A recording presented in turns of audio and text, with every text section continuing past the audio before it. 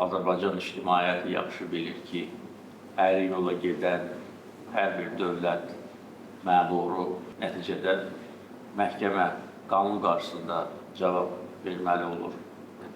Və belə hallar, əfsuslar olsun ki, bugün də var. Ancaq o da cəmiyyət üçün tam aydındır ki, heç bir qanunsuz hərəkət nəticəsiz qalmayacaq. Ona görə sizdən tələbim eyni zamanda xoşagəlməz hallara qarşı ciddi mübarizə aparmaq, kadr siyasətində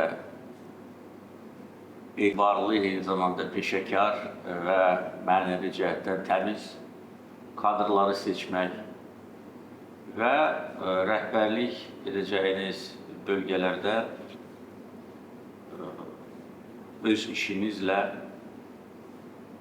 mənim seçimin düzgün olmasını sübut etməkdir. Əks təqdirdə əlbəttə ki, lazım ölçülər götürüləcəkdir.